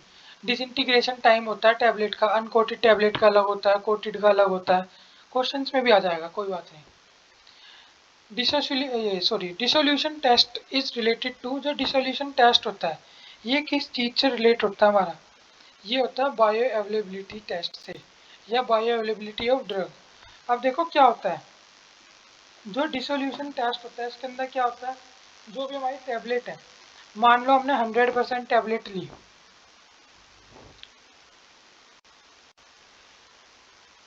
अब ये डिसोसिएट होकर बॉडी के अंदर जाएगी। अब ये इसके अंदर कितने परसेंट एब्जॉर्ब होगी, मान लो अगर ये 30% एब्जॉर्ब हुई, 70% क्या हमारे एक्सक्रीशन के साथ बाहर निकल गई, तो इसकी बायो अवेलेबिलिटी कितनी हुई, 30%। 100% लिया, 30 बची। तो यही क्या डिसोसिएशन टेस्ट से पता लगता है कि किसी भी ड्रग की बायो अवेलेबिलिटी क्या है। जो हमारी इंजेक्शंस होते हैं इनकी सबसे ज़्यादा बायो अवेलेबिलिटी होती है, और इंजेक्शन के अंदर भी जो हमारे क्या होते हैं, इंट्रावीनस इंजेक्शन होते हैं, आईवी इंजेक्शन होते हैं, इनकी 100% बायो अवेलेबिलिटी होती है। The disintegration test is conducted for, जो डिसइंटीग्रेशन टेस्ट है ये कंडक्टेड होते हैं किसके लिए, डिस्पर्जिबल टैबलेट के लिए, कंप्रेस्ड टैबलेट के लिए, सस्टेन रिलीज टैबलेट के लिए, या किसी भी टैबलेट के लिए यूज नहीं होते। क्या, डिसइंटीग्रेशन टेस्ट। जो हमारा डिसइंटीग्रेशन टेस्ट है किसके लिए होता है, जो कंप्रेस्ड टैबलेट है उसमें देखना होता है ना इसका डिसइंटीग्रेशन टाइम कितना होगा, कितनी देर में। एक तो इसका फिजिकली होता है, एक बॉडी के अंदर तो हमारा बायोअवेलेबिलिटी टेस्ट कर लिया हमने। इसके अलावा क्या है, बॉडी के अंदर भी देखा जाता है कि अगर हमने ये ली 4 घंटे, अगर हमें इंटेस्टाइन के अंदर जाना है इसे, तो ये 3 घंटे कैसे स्टमक में बिताएगी, तब जाएगी क्या ये, इसे बाईपास करके स्टमक को इंटेस्टाइन में। एक इसका हम मैनुअली बाहर भी कर लेते हैं टेस्ट। तो इनके अलग अलग क्या होता है, डिसइंटीग्रेशन टाइम भी होते हैं। तो अभी हम टाइम भी पढ़ेंगे इसका डिसइंटीग्रेशन। फिलहाल डिसइंटीग्रेशन टेस्ट होता है किस लिए, कंप्रेस्ड टैबलेट के लिए। For uncoated tablet the specified disintegration time, uncoated tablet है कोई, उसके लिए डिसइंटीग्रेशन टाइम कितना होता है हमारा, याद रखना अनकोटेड के लिए कितना होता है, 15 मिनट। इसी तरह जो हमारी फिल्म कोटेड होती है उसके लिए कितना होता है, 30 मिनट।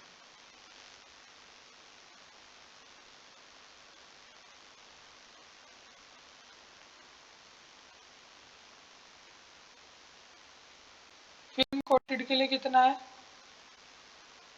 30 मिनट। अब हम पढ़ के आए हैं अनकोटेड के लिए कितना हो गया हमारा, 15 मिनट। और 60 मिनट किसके लिए हो जाएगा हमारा, जो हमारी क्या होती है, शुगर कोटेड होती है।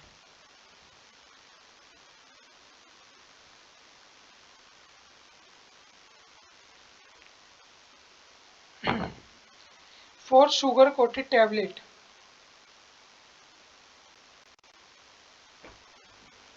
For sugar coated tablet the specified disintegration time कितना हो जाएगा, 60 मिनट। 15 मिनट किसके लिए हो जाएगा हमारा, अनकोटेड के लिए, और 30 मिनट किसके लिए हो जाएगा, फिल्म कोटेड के लिए। जो हमारा शिलैक है is used in sugar coating for, जो शिलैक है यूज होता है शुगर कोटिंग में किस चीज के लिए होता है, ये हमारा, ये होता है हमारा क्या, सीलिंग के अंदर। प्रोसेस होते हैं हमारे शुगर कोटिंग के भी, सबसे पहले क्या नाम है हमारा, ये प्रोसीजर होते हैं हमारे इसके। सबसे पहले क्या होगा, सीलिंग होगा, इसके बाद सब कोटिंग होगा, फिर स्मूथ कोटिंग होगा, फिर कलरिंग होगा, पॉलिशिंग होगा, फिर क्या होगा हमारा, ये प्रिंटिंग होगा या उस पर कुछ छापना वगैरह वो काम होता है। स्टेप्स लिख देते हैं चलो। सीलिंग हुआ, फिर क्या हो जाएगा, सब कोटिंग,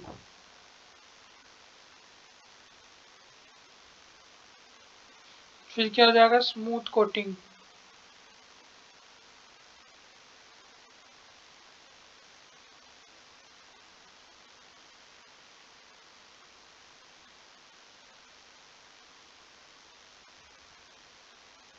इसके बाद क्या हो जाएगा हमारा, colouring.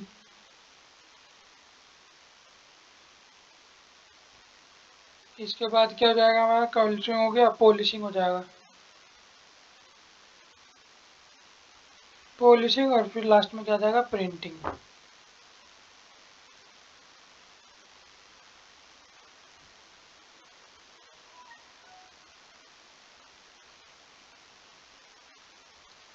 Ordinary tablet poses A hardness of, जो एक बेसिक ऑर्डिनरी टैबलेट है उसके अंदर जो हार्डनेस है वो किस में मेजर की जाती है हमारी, ये हमारी की जाती है 5 kg पर सेंटीमीटर स्क्वायर में।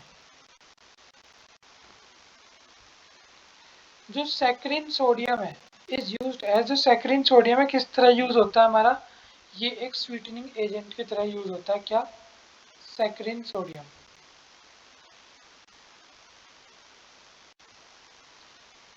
182,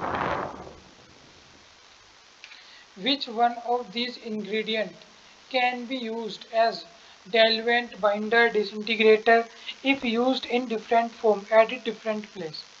इसके अंदर से ऐसा कौन सा सब्सटेंस है जो हम कैसे यूज करते हैं, डाइल्यूएंट भी यूज करते हैं, बाइंडर की तरह भी यूज करते हैं, डिसइंटीग्रेटिंग एजेंट की तरह भी यूज करते हैं, और अगर यूज करें डिफरेंट फॉर्म में, एडिट एट डिफरेंट प्लेस, अलग अलग फॉर्म के अंदर अलग अलग जगह अलग अलग चीज के लिए क्या है डाला जाता है।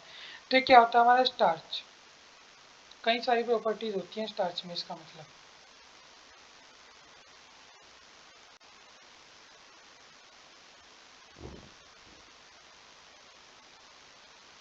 जो हार्ड जिलेटिन कैप्सूल सेल है ये कितना, मतलब इनके अंदर मॉइस्चर कंटेंट होता है वो कितना होता है हमारा, हार्ड जिलेटिन कैप्सूल के अंदर कितना होता है हमारा, 12 से 16%।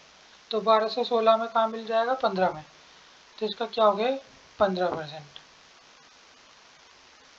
यहाँ लिख देता हूँ मैं,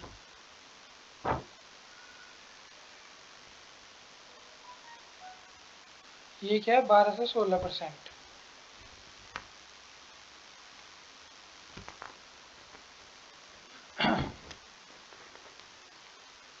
which is the largest size of capsule, देखो कैप्सूल के साइज क्या होते हैं हमारे,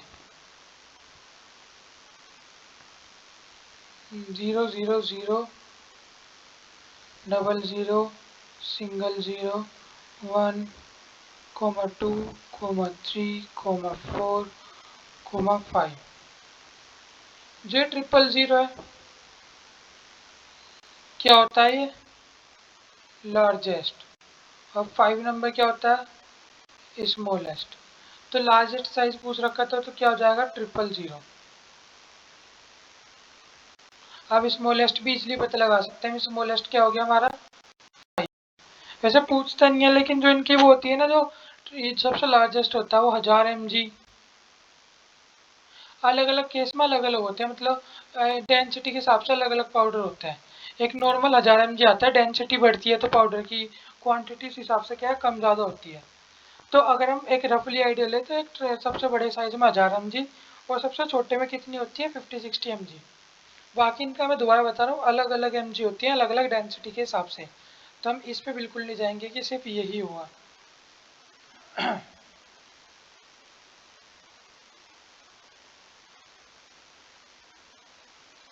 magnesium carbonate is used as, जो मैग्नीशियम कार्बोनेट है वो किस तरह यूज होता है, ये हमारा एड्सोर्बेंट की तरह क्या होता है, यूज होता है। क्या, मैग्नीशियम कार्बोनेट। जो हमारा एडिबल ऑयल है ये किस तरह यूज होता है, एडिबल ऑयल हम कहाँ यूज करते हैं, एंटी डस्टिंग कंपाउंड में यूज करते हैं। अब ये भी लग रहा होगा लुब्रिकेंट की तरह भी यूज कर लेते हैं, हाँ लुब्रिकेंट की तरह भी यूज कर लेते हैं, लेकिन कमर्शियली पर्पज पे हम इसे लुब्रिकेंट की तरह यूज ना करके कहाँ करते हैं, एंटी डस्टिंग कंपाउंड की तरह क्या करते हैं, यूज करते हैं।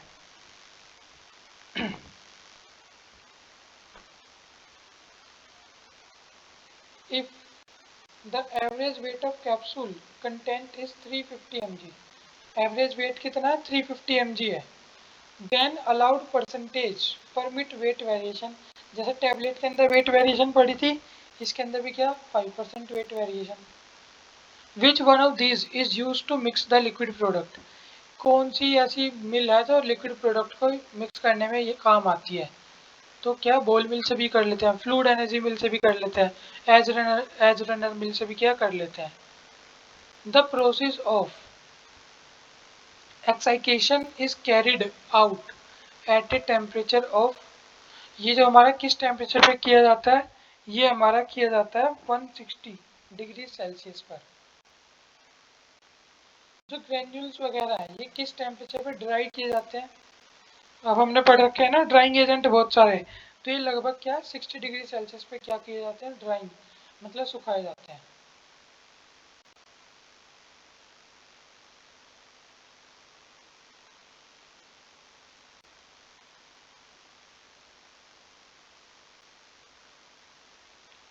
Powder are usually sterilise by, जो पाउडर है यूजुअली किसके द्वारा स्टरलाइज किए जाते हैं, ड्राई रेडिएशन मेथड से, ड्राइंग हीट स्टरलाइजेशन से, या मोस्ट हीट स्टरलाइजेशन से, या किससे, ये किससे करते हैं, ड्राई हीट स्टरलाइजेशन या हॉट एयर ओवन।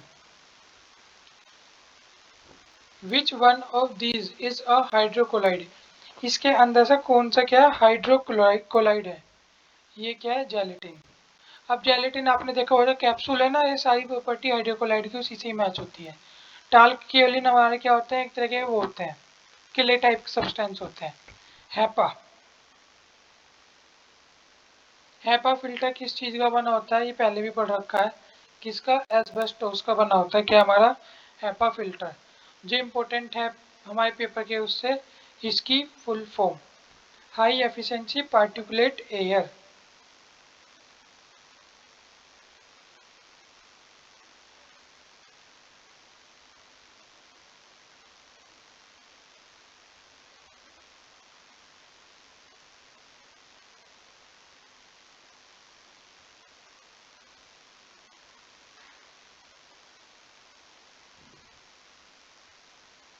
ये क्या है हैपा की फुल फॉर्म।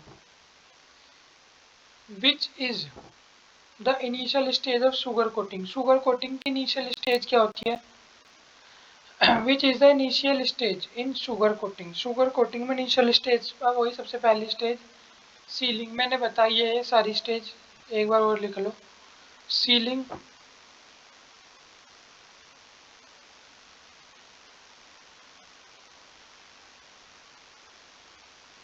सब कोटिंग, इसके अलावा हमारा स्मूथ कोटिंग,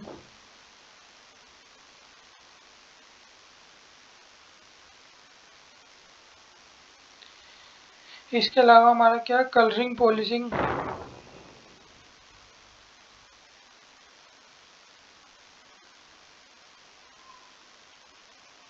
और हमारा प्रिंटिंग।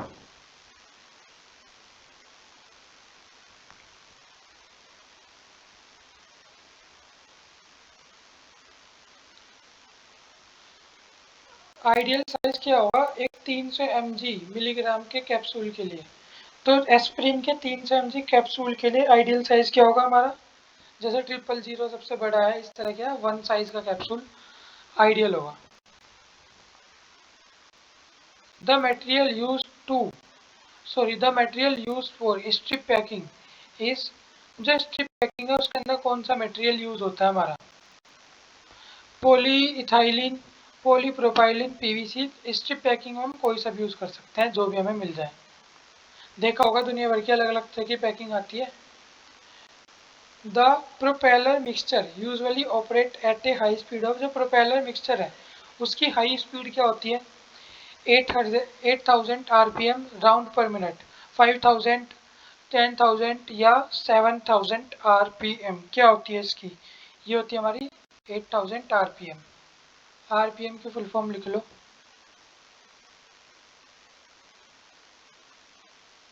राउंड या रोटेशन कुछ भी लिख सकते हैं, ठीक है।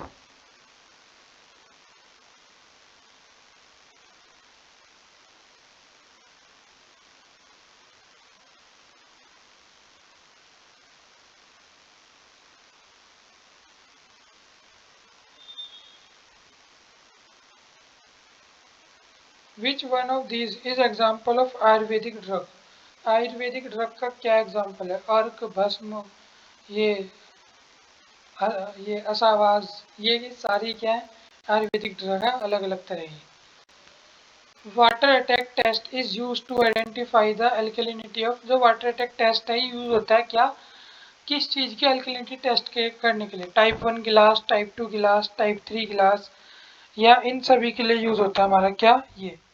तो ये सिंपली क्या है, गिलास की एल्कलिनिटी टेस्ट करने के लिए यूज होता है water attack test. The ingredient mention here are commonly used for film coating tablet except, जो इंग्रेडिएंट है ना मेंशन है यहाँ नीचे, आर कॉमनली यूज होता है फिल्म कोटिंग टैबलेट में, एक्सेप्ट किसे छोड़कर, मतलब सारे क्या है फिल्म कोटिंग में यूज होंगे लेकिन कोई एक ऐसा होगा जो नहीं होगा हमारा यूज। तो कौन है हमारा, ये शिलैक। ये हम पढ़ चुके हैं ना शिलैक। अब जब हम पढ़ चुके हैं तो इस अपने मतलब थोड़ा दिमाग पर जोर डाल के देखते हैं कि क्या होता है शिलैक हमारा क्या है। हम अभी पढ़ के आए थे कि जो हमारा शुगर कोटिंग है उसके अंदर जो ये है शिलैक है, यूज होता है किसके अंदर, शुगर कोटिंग के अंदर। फिल्म कोटिंग के अंदर यूज नहीं होता, कहाँ होता है ये शुगर कोटिंग के अंदर यूज होता है हमारा शिलैक। ये पिटालेट हमने पता था एंट्रिक कोटेड के अंदर, हाइड्रोक्सी इथाइल सेलुलोज और सोडियम कार्बोक्सी मिथाइल सेलुलोज, ये सब क्या है कोटिंग वगैरह में यूज होते हैं। ये आई प्रिपरेशन में भी यूज होता है, ठीक है।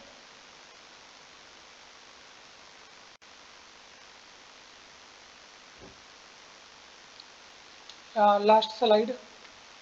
The rate of filtration is governed bye, जो रेट ऑफ फिल्ट्रेशन है ये किसके द्वारा मतलब एक तरह से गवर्न किया, वो किया जाता है मतलब फॉलो या चलाया जाता है। रेट ऑफ फिल्ट्रेशन ये हमारा किससे रिलेटेड है,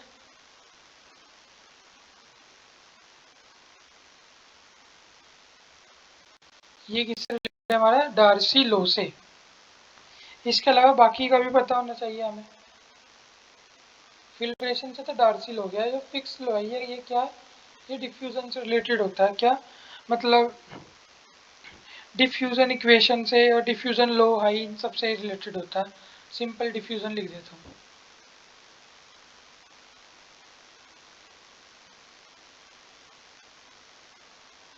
जो हमारा स्ट्रोक लो है ये किससे रिलेटेड होता है, विस्कोसिटी से रिलेटेड होता है।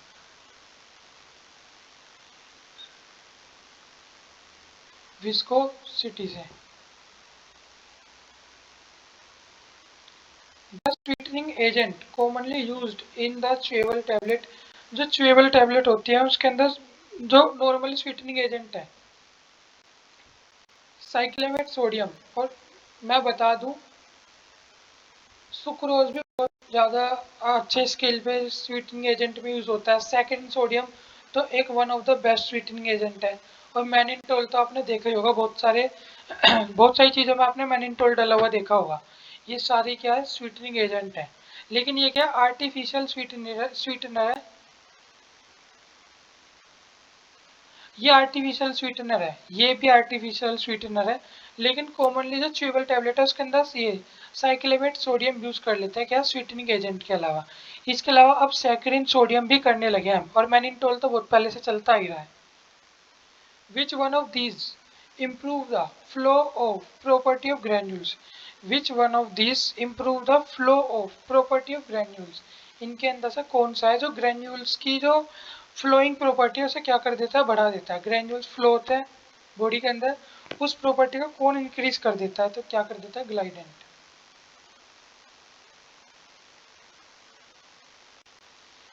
बीसीजी वैक्सीन कंटेन, ये हम पहले भी कर चुके हैं। बीसीजी वैक्सीन क्या है, alive bacterial suspension in sugar coating. The function of seal coat, sugar coating के अंदर जो सील कोट है इसका क्या फंक्शन होता है, to prevent moisture absorption, to impart sweet ये टेस्ट होगा, टू प्रोवाइड फिनिशिंग, क्या काम होता है किसका, सील कोट का काम होता है कि जो हमारी मेडिसिन है उसे मतलब जो मॉइस्चर अब्जॉर्ब ना कर ले, इसे बचाने के लिए क्या कर दे रहा है, मतलब शुगर कोटिंग के अंदर क्या है सील कोट कर देता है ताकि क्या है मॉइस्चर एब्जॉर्ब ना कर ले।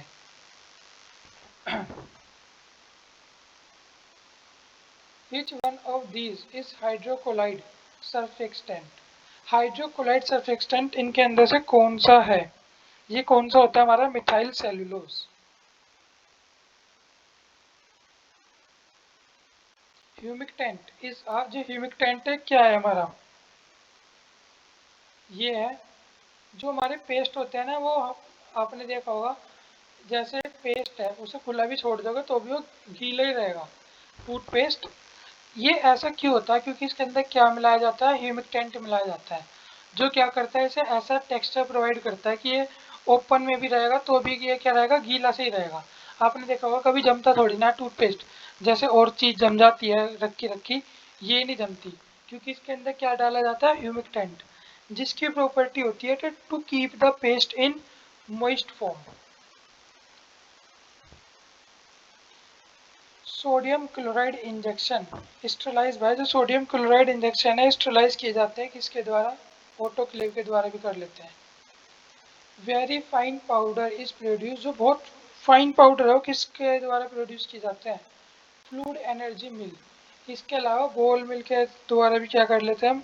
बहुत फाइन पाउडर क्या निकाल लेते हैं, मतलब यूज, मतलब बहुत फाइन पाउडर क्या ऑब्टेन कर सकते हैं।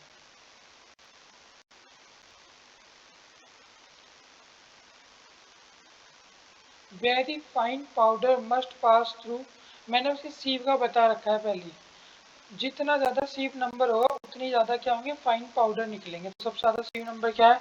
120। तो जो बहुत फाइन पार्टिकल होंगे वो सीव नंबर 120 से क्या होंगे? पास हो जाएंगे, और जो फाइन नहीं होंगे ऊपर ही रुक जाएंगे। कोलरा वैक्सीन कंटेन, जो कोलरा की वैक्सीन है क्या कंटेन करती है हमारा? कोलरा वैक्सीन कंटेन करती है डेड बैक्टीरिया सस्पेंशन। कोलरा किससे होता है? विब्रियो कोलरी से होता है। जो वायरुलेंस है ये हमने पहले भी पढ़ा हुआ, वायरुलेंस क्या है?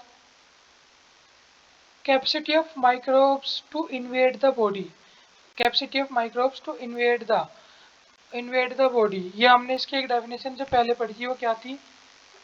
इसकी डेफिनेशन हमने पहले पढ़ी थी, capacity of micro organism to harm the host.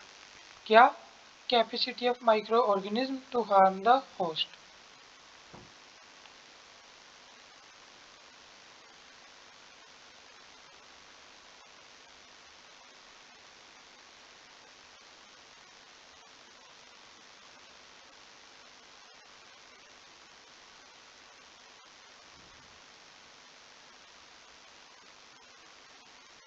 Capacity of micro organism to harm the host.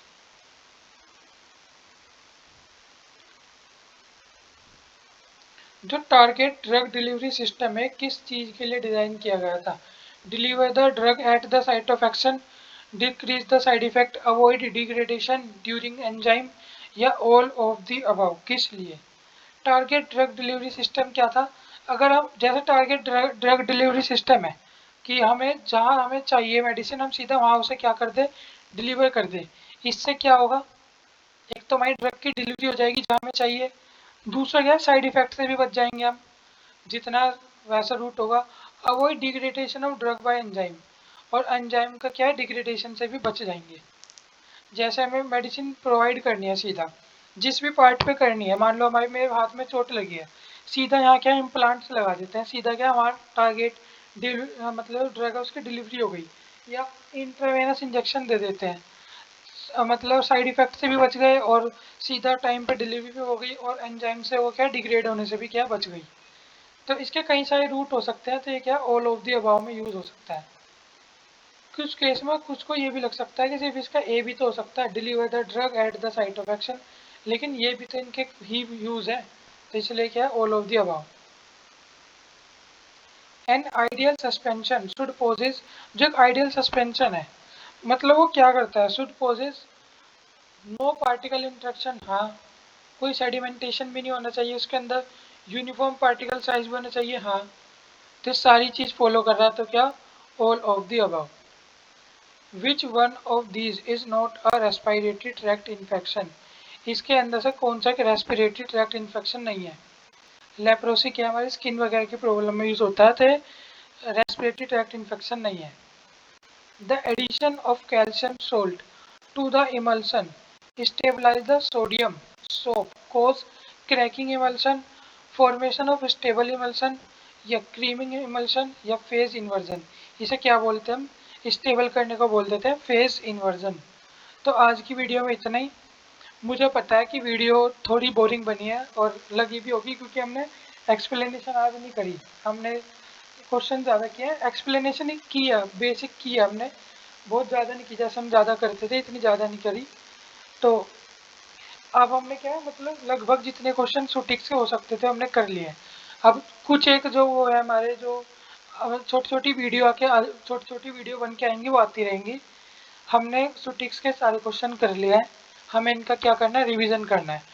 और आज आज हमने मतलब बहुत सारे क्वेश्चन किए इकट्ठे, इस क्लास का रिवीजन और पीछे जितनी हो चुकी इनका बस हमें क्या करना है, रिवीजन करना है। आप मुझे एडवाइस दे सकते हैं कैसे हम अपने सेशन को और ज़्यादा इंटरेक्टिव बना सकते हैं। इसके अलावा मैं कोशिश करूंगा जो नेक्स्ट हमारी मैराथन आएगी वो क्या होगी, इससे थोड़ी सी और इंटरेस्टिंग होगी। धीरे धीरे अपने आप को इम्प्रूव भी करते चलेंगे। और थैंक यू सो मच। कोई भी सजेशन हो तो आप मुझे दे सकते हैं। Thank you so much.